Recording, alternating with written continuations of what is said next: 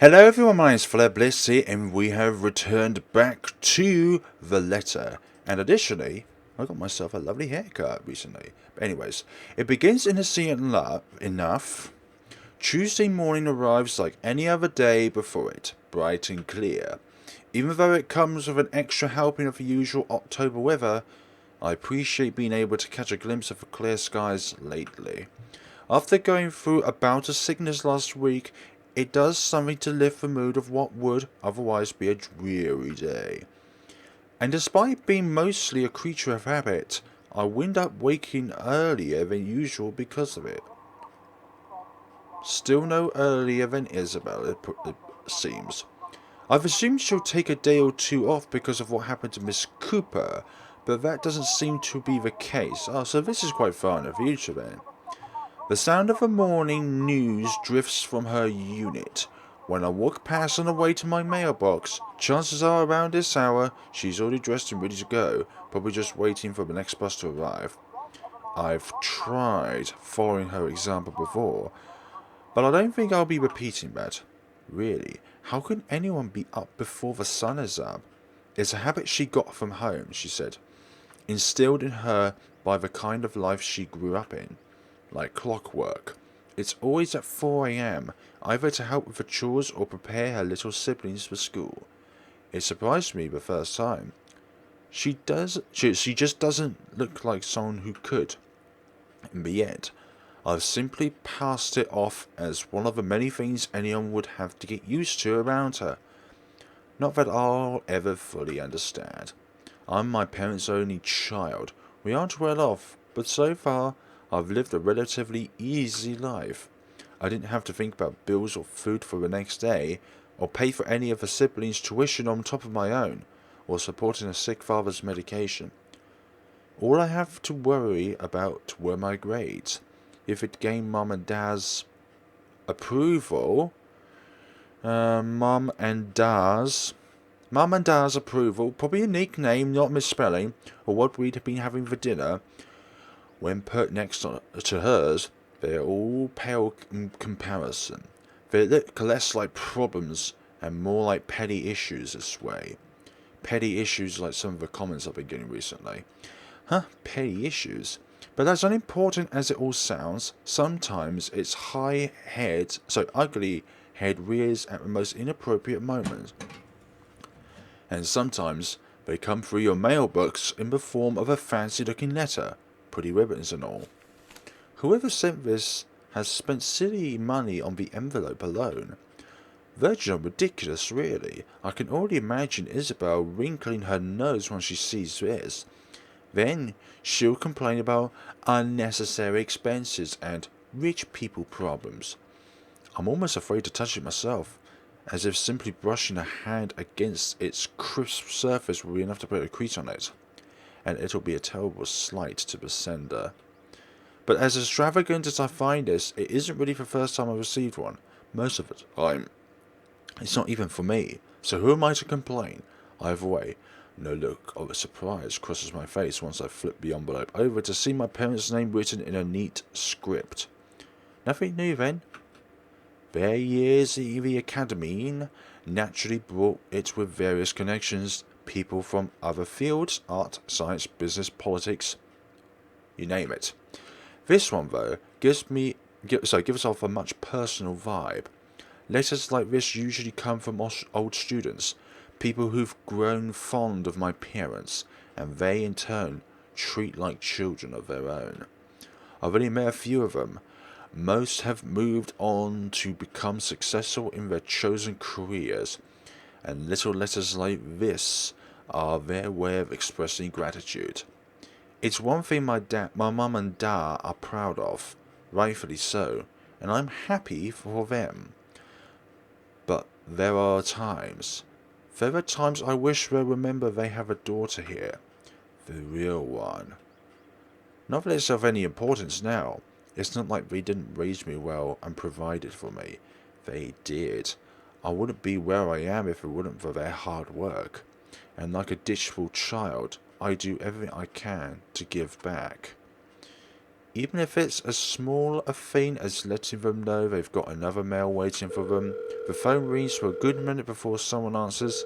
Mum, her voice as warm as I remember. Becca? Hi, Mum. How's the conference going? Well enough until your dad sprained his ankle. Oh no, is it bad? I'm alright, in case anyone in his family cares to listen. I'm alright. Very much alive, dear Line. There you have it. He'll be up and walking in a few weeks, don't worry. We're going to have to extend our stay here until it heals though. Is something the matter? Nothing big, just that this mail arrived for you this morning. A lie. Thankfully she doesn't notice. Although, if I'm going to be honest, a small part of me yearns for her to do so and ask me about it, but I put down the idea almost as soon as it surfaces.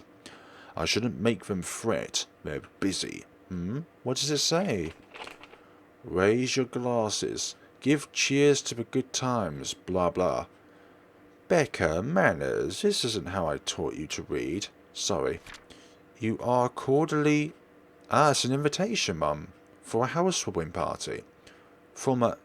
Hannah? The name rings a bell, though at the moment I can't recall when or where I heard it recently. It must be nothing too important I didn't bother committing it to memory. There are a lot of Hannahs in the world. Yeah, Hannah is one of the most common names to give to a person. So who knows? Hannah. She also wrote you a note, Mum. It says you used to be her private tutor at the Evans Mansion, and that she misses you and would love to see you two again.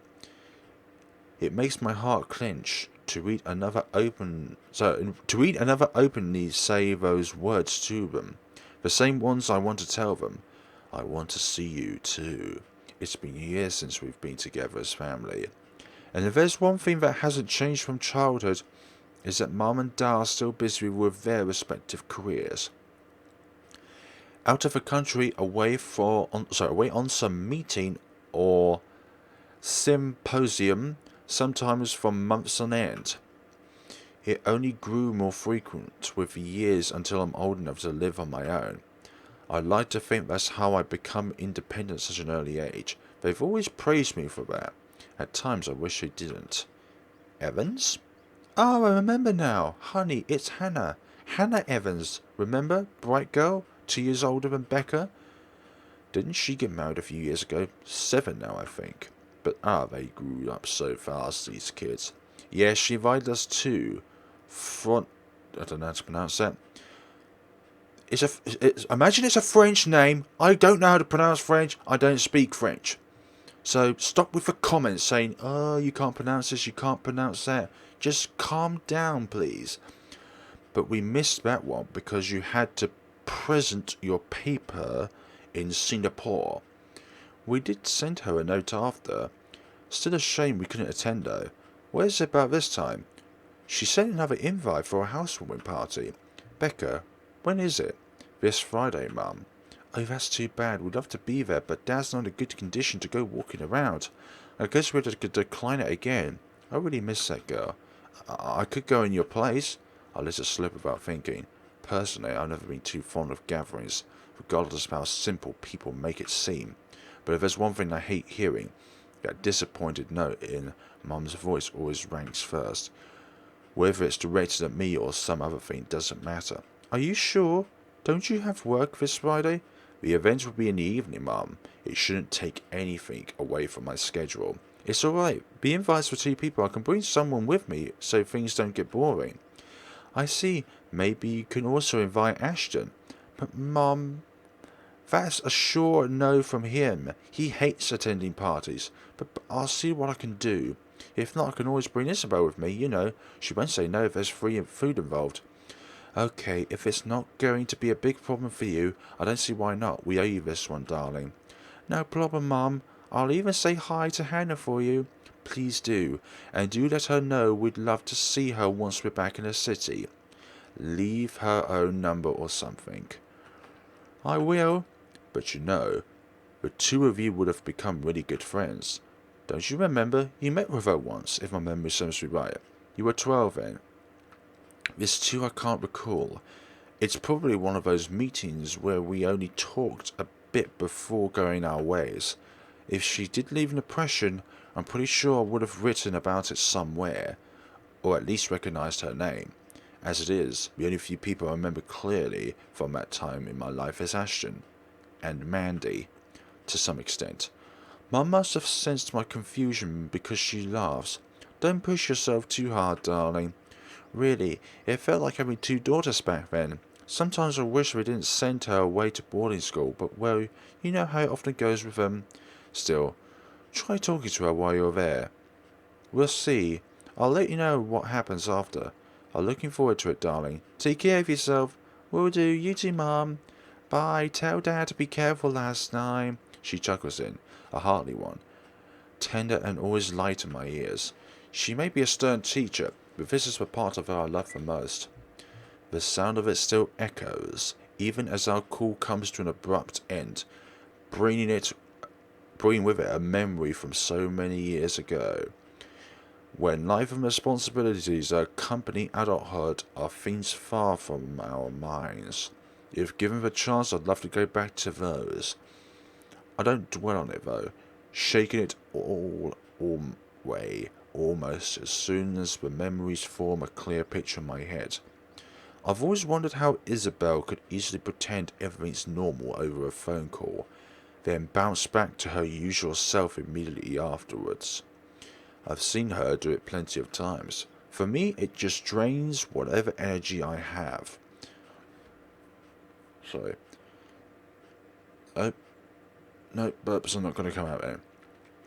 And with a whole day of teaching still ahead of me, I can't afford to look exhausted in front of my students, even for a wee bit. It's never a good example to set. So with another sigh, I put everything at the back of my mind and tread back to my room. The rest of my day waits. 15 minutes later, I'm heading back out. Dressed for the day, my car keys in hand. Ordinarily I don't stop for anything, there's never a need to. That's the beauty of this apartment complex. It's quiet and everyone keeps to themselves. No useless platitudes in the morning.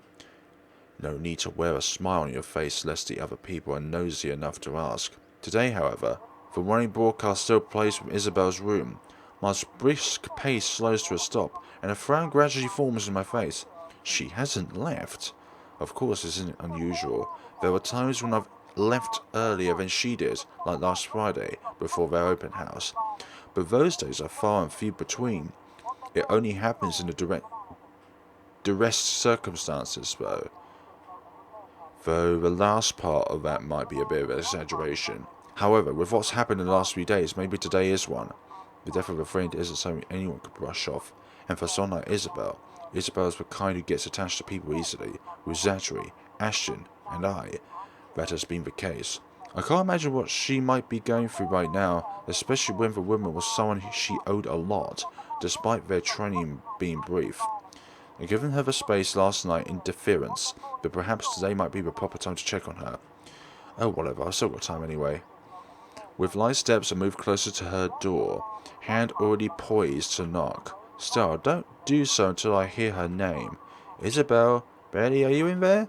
No answer. After a second, I finally knock, lightly so I don't disturb her, in case she's sleeping and has merely left the tally running last night.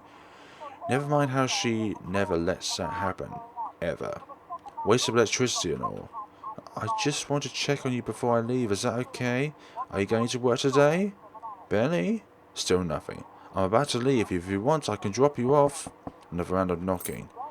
Then I'm fishing out a copy of a key from my bag and unlocking the door. She'd lent it years ago, after I complained about a mess and offered my help in cleaning up. Though the gesture was completely unnecessary back then. After all, I can always knock. But she never did bother taking them from me, always returning it or turning away from the conversation whenever I insist. At one point, I simply stopped trying to hand it back to her. Isabel, I'm coming in, alright? Without waiting for her answer, I push the door open and step inside. Her unit's still a mess. Instant noodle cups on the table, a pile of clothes on one side, papers strewn about everywhere, and an unkempt bed, amongst other things. Yes, this much is a given. Will always be a given. I've been here several times already, and I still wonder how can she function like a human being with a place in this state. However, that's neither here nor there. I'm not sure what I'm expecting, but it's certainly not finding an empty flat. Granted, she could have left earlier, far earlier than usual, but she never ever leaves without making sure she's unplugged everything. That's something she doesn't forget to do. It doesn't help that her bathroom appears unused this morning, another habit, and it could only mean she hasn't been there since last night. Perhaps ever since this morning after Miss Cooper's death. Either idea doesn't suit well with me, with what the news we've been hearing lately. No comment on employee's death. A silent butcher case going cold again. The authorities are still trying to find the cause of death of all the victims. Early investigation revealed most of them were employed under Briar Realty Corporation at the time of death. Sparkly bells. Meanwhile, BRC has refused to comment on this. Gathering my wits, I immediately place a call to her mobile. It rings for a good minute, the sound of comfort inside, but when another minute rolls by without her answering, well, I'm not a woman prone to panicking, sudden bouts of temper. Maybe, but never panic, despite how I may sound when speaking. She might be at Zachery's. Hold on. What date is this? October the 25th. Aha. Okay, so Isabella must be at Zachery's, and she's not picking up her phone. Rebecca Giles received a housewarming invitation addressed to her parents that morning. After informing them about it, she checked Isabella's apartment and was shocked to find that she hadn't come home last night. That's what it is. She's at Zachery's. Okay. All good? Yep. And when it ultimately goes straight to her voicemail, a sigh that is the only thing I let out. The pause doesn't last long though. In the next moment, my fingers are already moving across the screen in search of the two people who might be able to help. It's Ashton's number I found first and dial. Call it a habit, but even Isabella thinks he's dependable when the situation calls for it, despite how much they give each other grief. That already says a lot about him. There's Zachery, but around this hour he's probably still sleeping. If he has freelance work, it's very likely he's just gotten himself in bed. He's the last person I want to bother, if anything. The wait doesn't take long. Soon a click, then Ashton's voice echoes through the receiver, rough and still heavy with sleep. He never did grow fond of mornings. Becca, Christ, what time is it? What's up? Not you, apparently. Haha, good one. Did you call this earlier just to make that joke? I'm going back to sleep. No, Ash, hold on, this is important. Becca, stakeout. Last night. Make this quick. I've still got a few hours before Chief bothers me. So I'll let you go to sleep after. It's just that, well, you on a stakeout last night? Did I say that? Oh, sheesh. Forget I said that. Forget I said anything. Forget we had this conversation. So you have no idea. About what? I also have no idea why we're talking so early in the morning. So there's that. No. Will you stop sleep talking or whatever for a second? Betty didn't come home last night. She's gone. Who? Isabel! Instead of an answer, a brief pause comes after, followed by something blunt and heavy hitting a hard surface and a string of rather colourful curses from him. The moment might be one of the many things I'll keep myself and remember fondly in the next few days, if things aren't the way they are. When he picks up again, there's no trace of sleep left in his voice. Say it again from the top. Isabella's gone, Ash. She didn't come home last night. Her flat's empty. She left her telly running. You know she doesn't do that and... Okay, Becky. Stop. Calm down. First, you're starting to panic. I'm not. You are. Breathe. One person's not going to simply disappear like that. This is Isabella we're talking about. Did you try calling her? What did you think is the first thing I did? She's not picking up. It went to her voicemail. How about Zach? Did you check with him? No, not yet. I don't want to bother him. No, he has trouble sleeping and all that. Alright, I'll go ask Satch. I'll call you back. No, wait. He ends the call before I can utter a single word of protest. But for the first time since entering this room, the tension has gone from my shoulders and my breathing has eased. The bed creaks as I sit down on it with a sigh. The telly still blares of the same uninteresting news, and I am surrounded by clutter. At the same time, it feels strangely calm to be here without worry nagging at me. I'll have to apologise to Zachery later for sending Ashton his way this early, but for now, relying on the latter for this isn't the wrong choice. It never will be. That's something I won't ever doubt in him, much like his promises. And true to his words, he calls back only a few minutes after the last one he ended. She's with Zach. Oh, I'm so glad to hear that. She could have at least sent a message last night. What are you, her mother? It's one thing to hear that from Isabel, from Ashton. I don't want to hear anything like that from you. I'm serious. You've got to stop treating her like she's one of your students, Becca. You don't have to keep tabs on her every time. Last I checked, she's only 3 years younger than the two of us. That's almost a decade gap from the kids you're teaching, you know. Says the person he keeps calling her scaredy cat.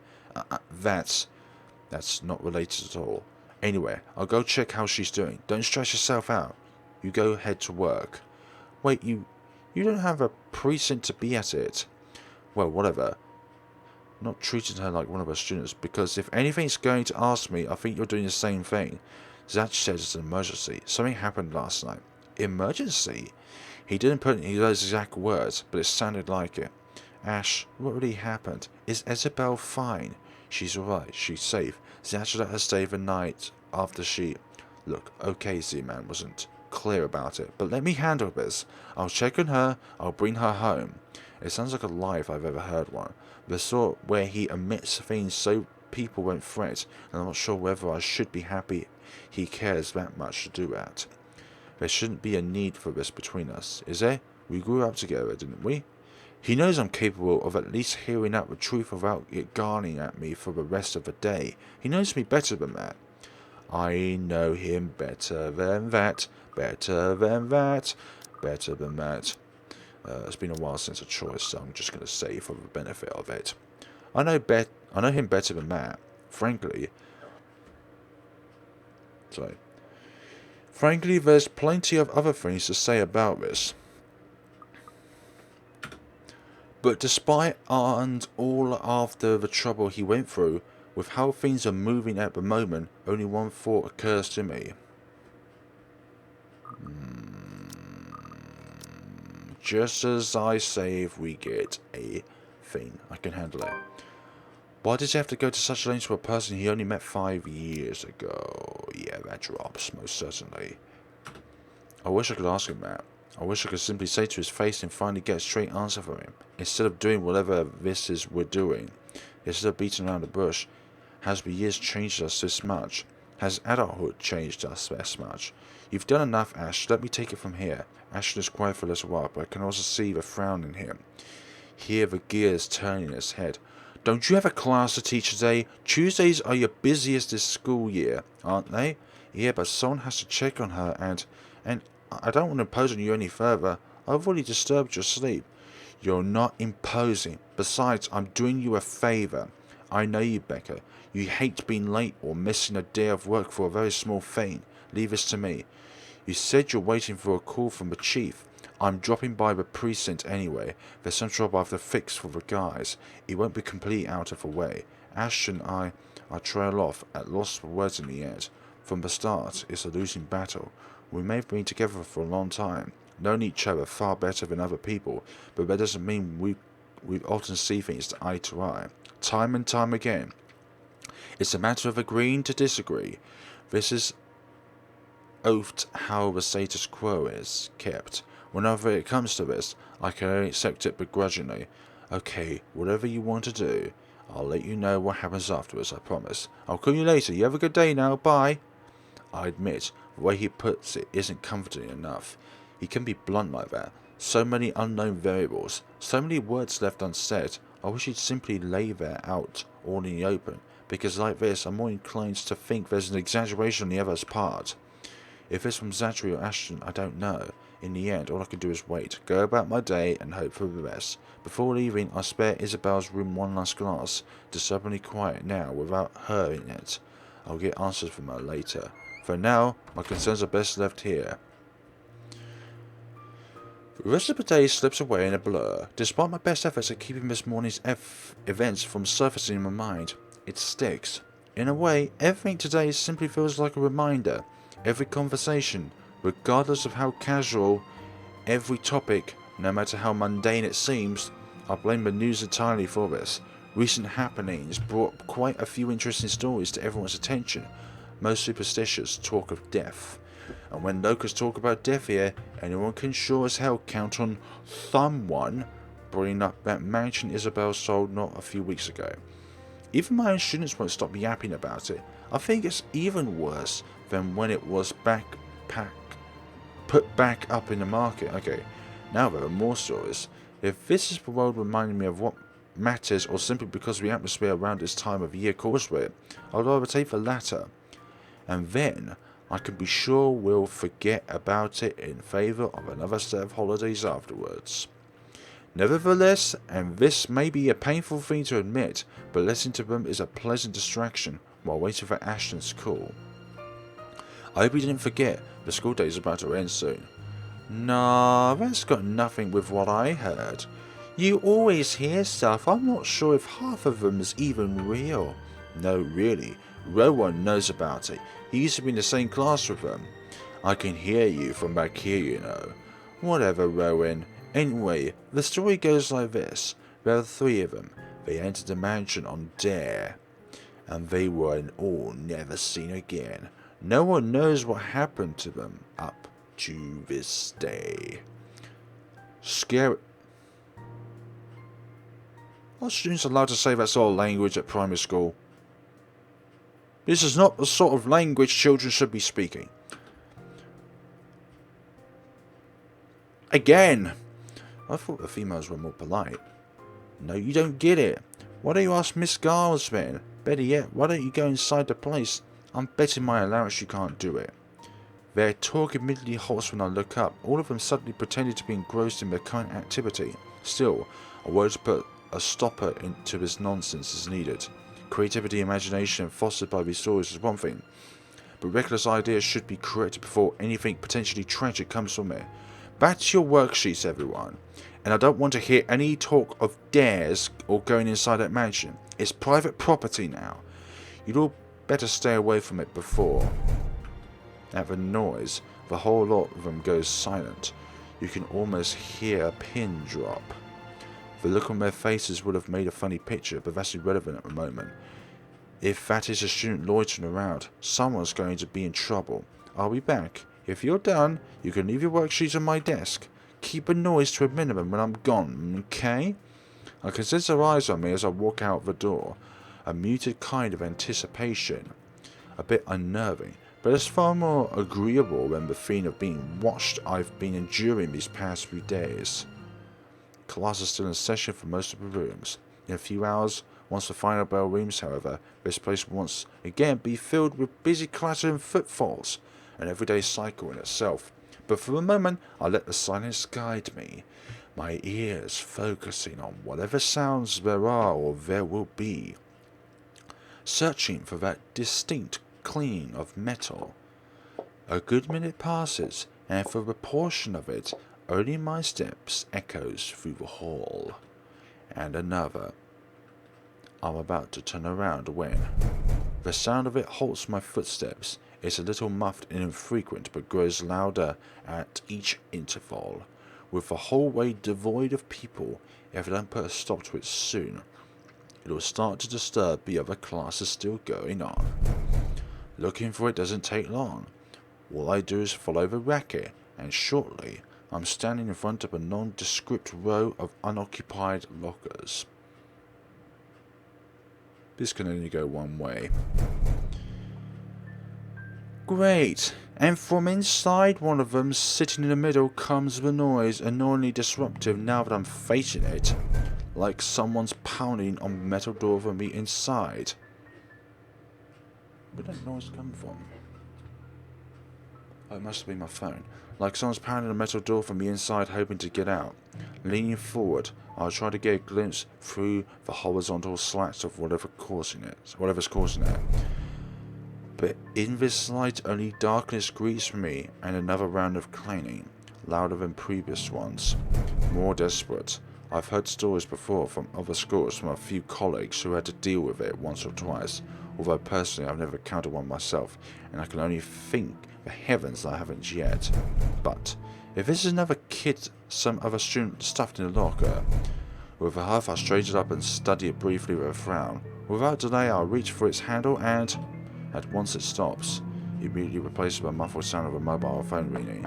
I gave the door a few raps before taking my attention away. A second, another.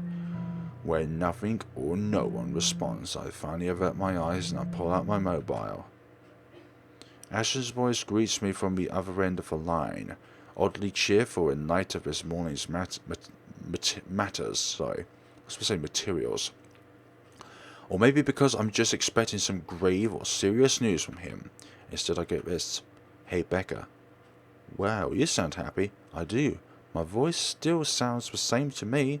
There are only two things I could know of that could be the reason of that tone. Sweet, or he's gotten a good lead in his case. From the sound of it, I'm going to assume it's the former, since, lately, that case is all that's running inside his head. If there's ever a third one, I've never heard of it yet. It can only be one of the two. Ignore that. How's Isabella? Drove her home a few minutes ago. I think she's sleeping now. Sorry this took a while. Z-Man gave us the puppy eyes after we tried to leave. Had some food prepared for us. Apparently, we didn't have the heart to say no. That's alright. Is she okay now? I am not really sure. She didn't say anything to Zach, but she mentions a plan to take a few days off from work. That was not mentioned within the chat before when it was in Zachery's perspective. It was a passing comment before I left her. Or maybe it was, I didn't know. I left her, so I didn't get to ask. Must be because of Rose's death. Could be. It doesn't seem like it from Zach's story, though. He said she was shaking when she got there. Shaking? The word triggers a memory. From 3 days ago, on the way home from her little treat after she sold the mansion. I didn't think much of it at the time, but I won't lie. It scared me. The terrified look on her face, how she sounded when she suddenly screamed. Becca, still there? Yeah, I just remember something. Sorry, don't mind me. Look, if you can talk to her, get the story out, that would be great. She wouldn't talk to Zach or me even when I tried. Maybe she'll speak up if it's you. I'll give her a go, but I can't promise anything, okay? You know how stubborn she can get. But thanks for letting me know about this. No problem. If anything comes up, just drop me a line, okay? There's a short pause before he cuts the call off from his end, and once again, I'm alone with my thoughts. Excuse me. But rather than answers, all I got from it are questions. More of them. One on top of the other. As if the world isn't planning to give me a break anytime soon. But that's the problem I'll tackle later. Right now I've got students who need to be taught follies for eavesdropping. If the slightest open door and their smothered laughter from the inside is an indication. Alright, enough eavesdropping. All of you, back to your seats. Is that your boyfriend, Miss Skiles? None of your business. He totally is. A quick scruffle follows that comment. If there's a retort prepared at the tip of my tongue, I drop every pretense of letting it loose on them. There's no use arguing with teenagers sometimes. Bolsterers as they all are. They're still my kids though. Rough around the edges, maybe, but they're still my kids. Shaking my head, I head back to my classroom with a smile, but not before taking a glance at the locker again. It hasn't made a sound since. Must be the wind. So without another look, I left it alone. Oh my... Okay. All in all, the entire school day ends without a hitch. Well then, does that look like a murder or what? Or it's just hallucinations? Worried about her friend's behaviour, Rebecca informed Ashton about Isabella's disappearance. It turned out that she spent the night at Zachery's and Ashton offered to pick her up. Rebecca went to school after and had a strange encounter in the hallway. Hall what? In the hallway. Well, Y and T are close together, so that can be excused. But in the next patch I'm going to say, change the T into a Y. With one of the student lockers. All of these timelines contradict one another. All in all, the entire school day ends without a hitch. It could have got better, mind you, but with the exams nearing, Getting out of work before the sun has set looks like as well as a far-off dream for now, at least until they're over. Then we have the holidays to look forward to. There really are times when you simply take what you can get for the time being. Nothing wrong with that. All I'm hoping for is this will continue until the whole day ends. There's still that promise I made to Ashton, and frankly, the idea alone doesn't sound good. If Isabella didn't talk to them, what makes them think she'll talk to me? It's not like there's a hierarchy, is there? Just because I can handle Isabella's childish tendencies doesn't mean I can do it all the time. Really, those two give me too much credit. Nevertheless, or maybe they just have faith in you. Take it.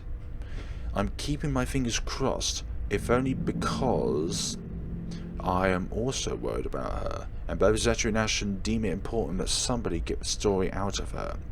Here's to hoping it's got nothing to do with the letter again. It's always with the letter. The title of the game is the letter, and it is certainly without a doubt that very letter. I understand if she feels a bit stressed lately, but keeping that story going on for more than a week is... it's bound to get tiring at one point. Seriously, I merely don't want this to end in another argument. God willing, the calf special will help smoothing things out. After all, it's always been food with her.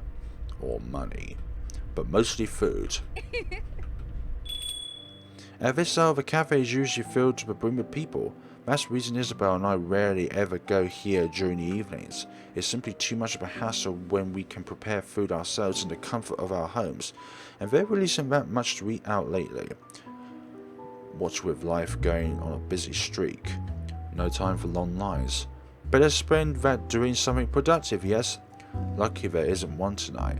Only a few people are idling around the counter. 4 of them, in fact. A woman in her 60s and a teenager busy with his phone. Both are just waiting to be served their orders. Ah, a most unlikely pairing. Actually, they did speak of a such child named Kyle. The other two, a posh-looking man and a child, who I immediately recognized as Kyle, appear to have not yet picked anything they want. For some reason, my stare lingers at the guy. Though dressed relatively well and looks harmless, I haven't seen him around these parts before. Someone new in the neighborhood, perhaps? Even so, there's something familiar in him. It feels like I've seen him somewhere before. That also begs the question of why Kyle is with him. Of course, the girl easily takes a liking to anyone who buys her sweets, so it's both a bit worrisome and unsurprising. The blonde bloke doesn't look particularly thrilled with the company, though. I turn my eyes away from them soon enough once a guy at the counter appears, ready to take my order. That, and I'd also hate to be accused of ogling strangers. 2 evening specials, take out. He's already punching the order before I even finish. Saying my order out loud is really more for formality's sake, and made out of habit. He has known Isabella and I long enough that if we ever drop by, he already knows it's always because I'm buying dinner for the 2 of us. I rarely visit here alone if I can help it, but Isabella can sometimes be a bad influence. He gives me a small smile before leaving to prepare my order, while I fish for my wallet when... Look, you little ankle biter. If I buy you the biggest path rate they have, will you please behave?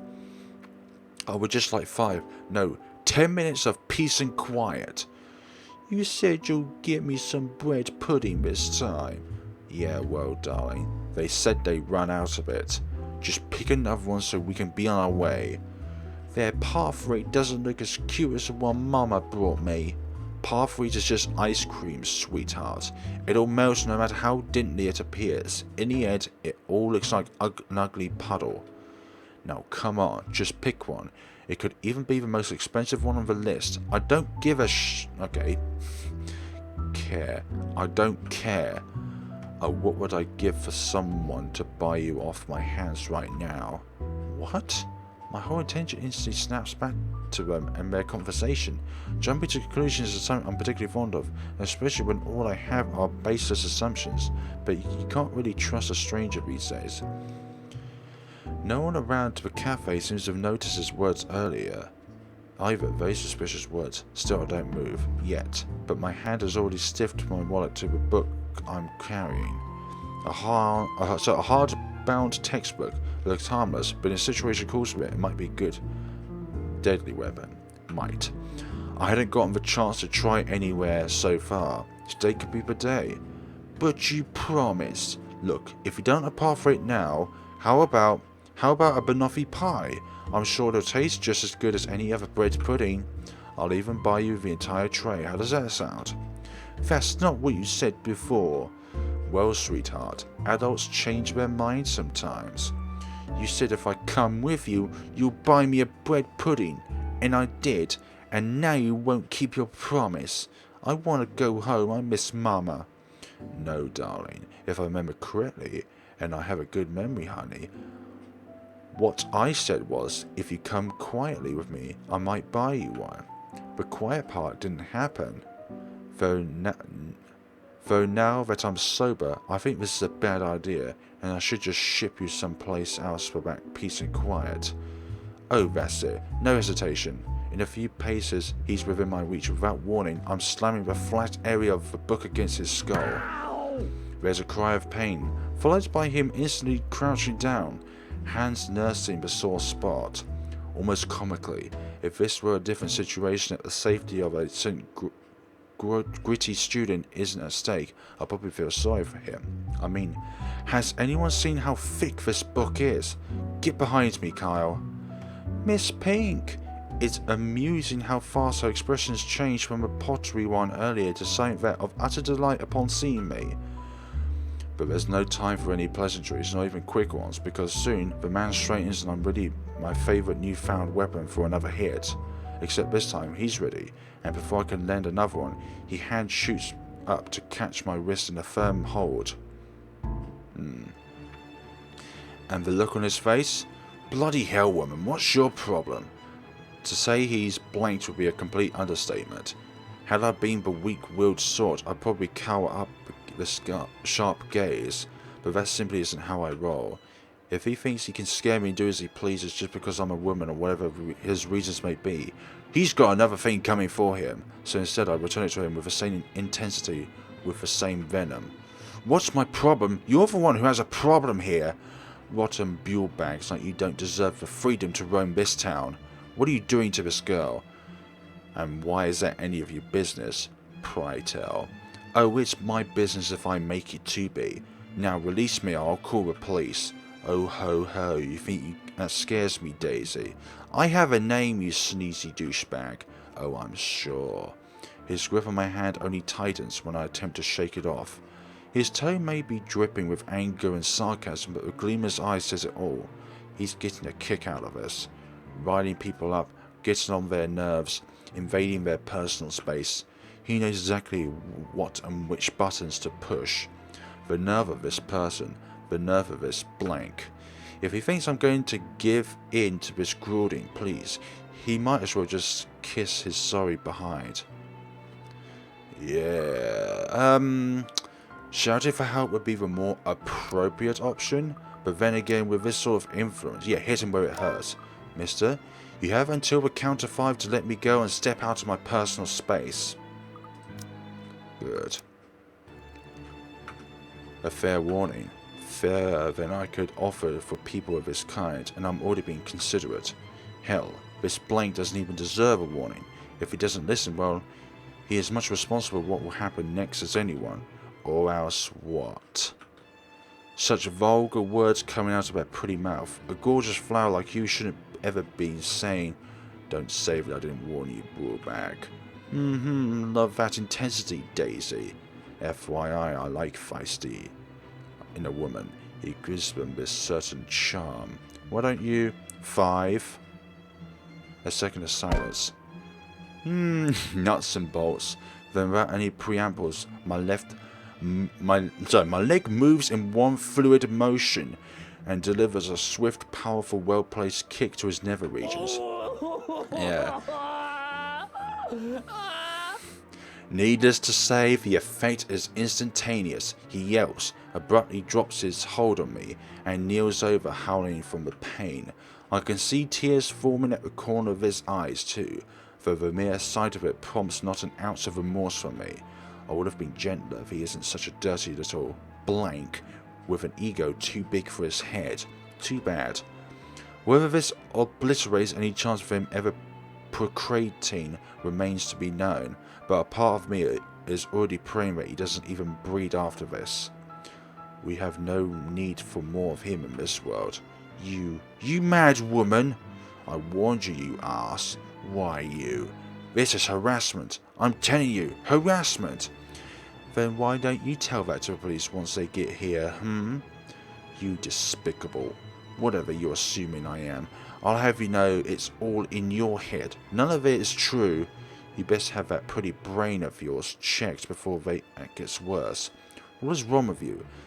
Is that the face of someone who'd do anything suspicious? Oh, you don't think a stranger, luring an innocent child with promises of sweets before whisking them away from their parents, don't warrant any suspicion? You have a very funny definition of suspicious, blank. Maybe you're the one who should have that head of yours checked. The kid asked me to buy her sweets. You're the one who's suspicious here. I'll have you know I have a wife. That much at least appears to have a silver of truth to it. He even makes a show of brandishing his left hand to my face with much flourish. Sure enough, a wedding ring is there, though all that earned him is an unimpressed glare from me. Immediately, a small part of me starts to feel sorry for whatever poor woman married this sod. I don't understand why he has to bring her up either, as if a mention of her alone would magically present a solution to his problem. She must truly be a remarkable woman if she can handle a dirtbag like him. And even my wife of all people in this bloody city, has never, I'm telling you, accused me of such a scandalous thing, you crazy woman. Married or not, you are still a sneeze. Honestly, I feel. Miss Pink, why are you fighting with my tail? TIO must be a sibling thing in Asian origins. Whatever word still left to be said here dies on my tongue. The same thing goes for the sneeze. Beside us stands Kyle, gawking at us with that same curious stare she often brings with her. I know that all too well, a preconscious child through and through. She doesn't say anything further. Her gaze simply moves between us, eyeing us both carefully, clearly anticipating an answer. From my experience, when it gets like this with children her age, it's a sure sign they won't leave you until you've given them an answer they're satisfied with. Lying won't do either. It has dissolved into a shouting match, for heaven's sake. And did she just say Tio? Something falls straight to the pit of my stomach at that. But my tone is gentle when I finally address her, void of any apprehension of what might be the first hints of embarrassment. I pointedly ignored the latter. It could very well be just the hunger speaking. Kyle, sweetie, do you know this oaf? Yeah, he's Tio Luke. Right at the moment my brain stops. Every line of thought, every argument I still have against my man beside me dissipates in a haze. Amidst all of it, my memory gets triggered from a few days ago. Tio, the one you mentioned before, the uncle, the guy Warren wanted to impress, or was it a dare? I'm sorry, I can't recall. Is it the one who promised he'll take Big Brother someplace cool? Yeah, the one and the same. Do you know who he is? I'm sure as hell don't, darling, because if I do, I wouldn't have let everything I've said earlier come out of my mouth. He's my Tio Luke, gazillionaire extraordinaire, and the fairy godfather. He's your godfather? That's nice. For one and only. Did I get that right, Tio? More than right, sweetheart. I'm sure Miss Pink here understood everything you said quite perfectly. Whatever it is that landed at the bottom of my stomach parlour has shot straight up to my face and stayed there. The heat from it slowly spreading to my cheeks, colouring my face in almost the same shade as my hair, If only the earth would swallow me whole here and now. His eyes are on me. I can feel them, jeering, mocking. I can't even bring myself to look at him. What's in there? Amusement? I doubt it. He's probably having the time of his life right now. But I know. I can hear the sneer in his tone alone when he talks. He has that smug grin on him, which I may or may not want to punch off his face at present just for the hell of it. But damage control. Why the heck would I want to apologise to Luke, for goodness sakes? He is the last person to apologise to. I too, like Marianne, have a despised passion against rich smugs. Though it pains me to apologise to a sneezebank like him, this is my mistake. With Kyle watching us close by, I don't want to set a bad example for her, do I? I'm surprised. Okay, did this actually do anything? Yeah, it brought about our relationship closer. I'm surprised she grew up the child she is. If anything, I want to be the role model this man couldn't possibly become from her. Even if it means taking a few blows to my ego and stroking his insufferable one. A deep gulp of air, a short moment to swallow my self-respect, and then I'm facing him. The words out of my mouth in a single breath. I'm really sorry, sir.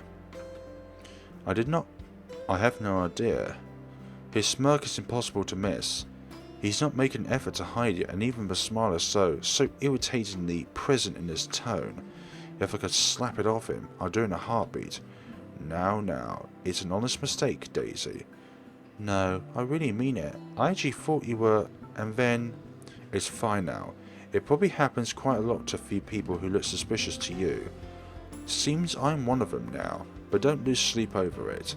Do be careful with that book, though. A little more and you would have dislodged my poor brain off my head. What would I ever do if that happens? Oh no, did it leave a mark or anything? If you want, we could have it checked. I'll handle the expenses if there's a need for it. Now, what kind of man would I let an attractive woman such as yourself do that? Why don't we just look at it this way? My forgiveness is coming from the utter goodness of my heart. So full of himself. Exactly the kind of person I'll happily leave to die in a ditch somewhere.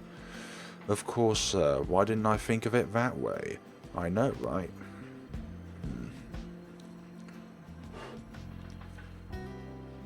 There's hair on my glasses!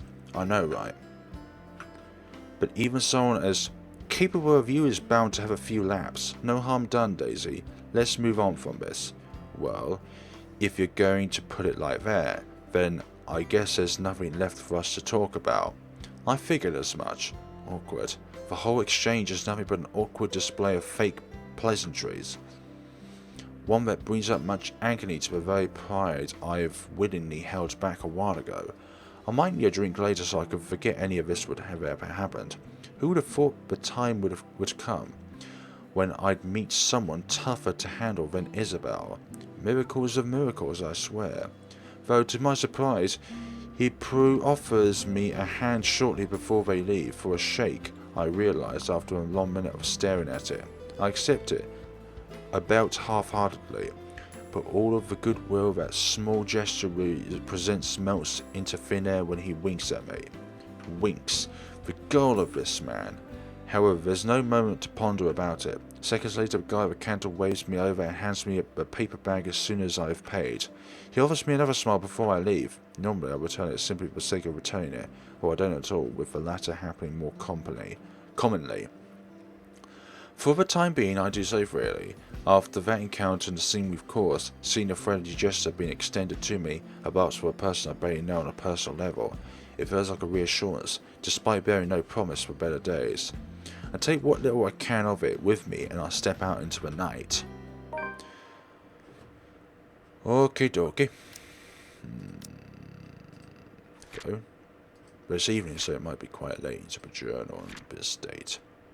Yeah, that's a good idea. While lying out to buy dinner, Rebecca saw Kyle Shares with a suspicious man. Assuming it was kidnapping, Rebecca elected to take the matters in her own hands, only to find out the man was the girl's godfather, Luke Wright, and embarrassed Rebecca apologized afterwards. I don't like rich people like that. A cloudless night sky greets me when I walk out of a cafe. Beyond the tall buildings, a blanket of stars spreads out before me. Isabel once told me that the best place to view it is some place outside the city, away from the noise and the obtrusive lights. She'd seen it once in her mum's hometown, and another time in the university she used to attend. Then she asked if it's possible to try it out here sometime. I agreed with her at the time,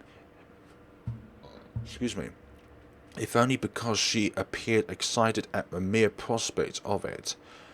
We made those little plans along with Zachery and Ashton, though up until now we never got around it. Even so, I found myself enjoying this, despite being told if it's only half experience. Little things, stuff you learn to appreciate when you're alone, because at certain times you get to meet people who are unfortunately born with the innate talent to ruin the mood and the scene with their mere existence alone. For example, the very driver of a car fast approaching my direction. Luckily he doesn't notice me, but the fleeting moment we pass by each other gives me a brief glance at the people he's with.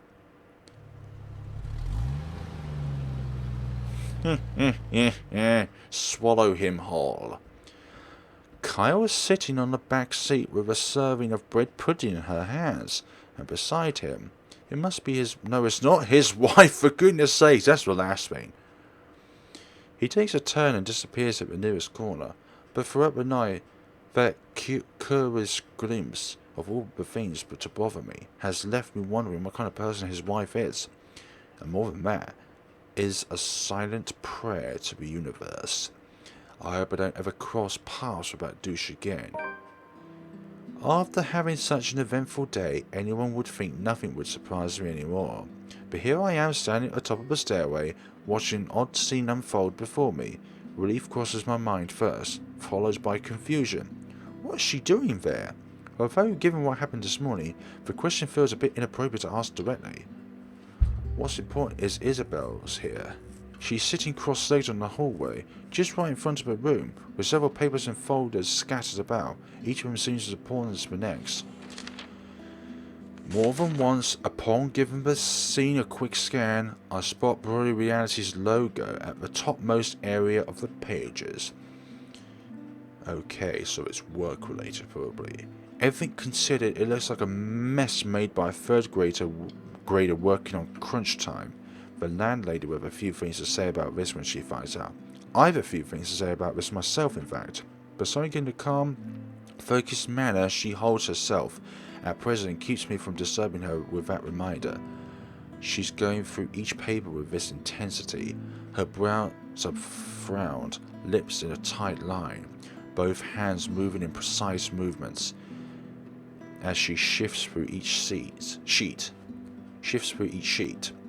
When she finds something of note, she moves closer, nose almost touching whatever paper she's holding, and grabs her phone to call someone. Hello, sorry to call you this late. There's something I just want to confirm. Is that okay? Yeah, okay, thanks anyway. Not that one either. It's a cycle. She's going through call after call. Then after the last one ends, she shuffles through the piles again and dials another number. Is it work? I've never seen her reading off point. I've never seen her this engrossed with her own work before. Otherwise, she would have noticed my presence the moment I've reached our floor. After the 9th call, she still appears as oblivious to it as when I've arrived. When she lets out a loud sigh this time, I immediately take that as an opportunity to interrupt. Isabel, you know the house rules here. At once, her head jerks back and hits the concrete wall behind her with a thump. There's the Isabel I know, glad it's still there. I allow her a moment to nurse it before speaking again. But Becky, you're late. Yeah, I ran into a little trouble at the cafe, but I brought food for the two of us if you haven't eaten anything yet. As anticipated, she grins once I reach the bag of food I'm holding. Yeah, it doesn't reach her eyes. There's nothing of a cheerful glint in it this time. Just a hollow tune for the sake of being polite. Ashton's right. Something's happened. Yeah, maybe later. I've got to finish this first. Just leave it here. I'll eat it once I'm done. Thanks, Becca. You can't eat this here. You know how the landlady will react. Why are you even working outside? Your room's right there. I know, sorry. Just feels stuffy in my apartment right now. I'll go back inside once everything's been aired out. I promise. That has never bothered you before. Well, it bothers me now. Oh, really? Just now? I find that hard to believe. Yes, shouldn't you be happy? I mean, you've been complaining even if it's not your room. Now I know how you're feeling when it's messy, so I'm going to clean. Isn't that a good thing? In spite of what's supposed to be good news, an exhale comes from me, drawn out and slow. It's a good thing, Isabel, believe me. But you're as bad as Zachery at lying. What's really going on? She hastily averts her eyes, a surefire indicator this is going to be one of those lengthy conversations that could possibly end with the other person angry. Again. It's one thing I'd like to avoid tonight at all costs. Still, I've made a promise to Ashley and Zachery. If she doesn't talk to them, who else is she going to talk to? If she keeps it all to herself, who knows what might happen? Isabel, you can tell me. Is it about your family? A slight movement of her lips, although a frown. It's a reaction at least. What the hell? I tried to press enter and nothing happened and it just skips a line. I'm getting there. Rose? She merely shakes her head. Just a little more. Come on, I know something happened. I don't know if it's because of Rose, but I know it's related to her somehow. You weren't here when I visited this morning, and both Zachery and Ashton are worried about you. If you don't want to tell them, you can tell me. Does it have something to do with work, office? If I didn't know her, I might have missed it. She shifts then, her fists clutching tight and teeth biting her lower lip, and there's fear. The look of terror in her is the least I expected to see out of everything. Her mouth trembles briefly before she opens it. When she finally voices it out, the words simply spill out of her mouth, one after another, all of it, true to what I've promised her. I listen, because this is something she's been keeping to herself, even from the two most dependable people I know. The fact she chooses to tell me this speaks a lot to me. Becky, she was there again, last night in the office. Boss passed me all of Rose's workload yesterday from the Ermengarde Mansion. I had to stay late to finish them all. And then, when I was about to go home, I saw her. I saw her again. She was standing in front of me again, last night, Becca. I couldn't get away. She was blocking the door. If I hadn't hidden myself, if I made even the tiniest of tiny noise, if she found me, Becca, she almost did. If she saw me under my table, I think that would have been the end of it. I'm scared. I'm scared I won't be able to do anything. By the end, her hands are trembling and her breathing comes in rasping intervals. For a long moment, I let the silence stretch out between us, let her sobs fill it instead. But even as her soft whimpers die down minutes later, there's a heaviness hanging in the air, not just from her but also from me. From my exploration over this whole matter, from my own frustrations over her stupid superstitions, when she could do us all a favour and grow a backbone. She might be young, but she's no longer that young. It's about time to put an end to this. She can't keep going on like this. She's still got plenty of years to live out. And what if she goes home? What if we're no longer there to keep her fears in line with what's real? What would she do then? I'm more afraid of her, for what the kind of imagination will do to her, than of what some imaginary monster could. But with the manner she's looking at me right now, there's an exception in it. A hope and a plea, sawn together. She wants me to believe her this time. If it's like that, then what am I supposed to say now? Yeah, I think but second choice would be stupid. I'm glad. Is this why you didn't come home last night?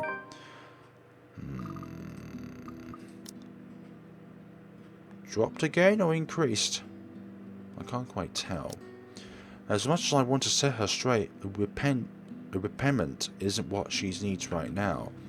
With that pouty face she's giving me, I doubt even it'll even end well if I push it. I know her. When she wants to be stubborn, she's stubborn. But there are moments when she can be a cuisine too. Times when she'll be more accepting of what I tell her, despite her inclination to disagree with it. That talk can wait. In the meantime, I'll be the ear that listens to her without judging her, without criticizing her despite my own opinions of it. You should have called me. She stares at me like I've grown another head, and her laughter slips out before I could stop myself. There, I couldn't do that. What will you do? Hit her with a book? You'll be dead before that happens, and... That isn't what I'm talking about. After you got out, you should have phoned me. You didn't have to go to Zachery's. The corners of her mouth curl up, a sheepish smile, by general definition. But this is Isabel. Her smiles are never half-hearted, never lacks her high spirits. In spite of this, I know everything's going to be okay, somehow, after all. She's learned how to pick herself up a long time ago, long before we met. Oh yeah, sorry. I don't even remember how I ended up in Zachery's place. I was in a hurry to get out of the office, and it was already late. Besides, I don't really think you'll believe me if I wake you up over something like that. That's besides the point. True or not, there are people who will always be concerned about you. There's Zachery, but he's the first person you went to, and you didn't tell him anything. You just slept there. There's Ashton too, and me. But how did you think I'll be able to explain to your aunt or your family if you suddenly disappeared? Think about it. Right, I'll remember that next time. Then she grins, playful and mischievous, a preamp to an old butler. It's still not quite there, still not quite her usual self, but with it, I know we're bound to get her back soon. Mum, I told you not to call me that. I sent an elbow to her side for added measure, but when laughter follows with familiar gesture, none of it is unexpected. This is what's comfortable. This is how we found an equal ground despite our stark differences. So for the moment, I accept things as they are. Afterwards, a hush stretches out between us. For Isabel, this is rare. This isn't her. Yet in this moment, as she fiddles with the edge of another paper near her, as she hugs her knees close to herself and lets a pensive expression linger on her... Strangely, something. I forgot to read that part. As if this were anything supposed to lead to if we allowed it a long time ago. Seconds later, the moment is broken by the sound of a door easing open and a voice begging some little peace.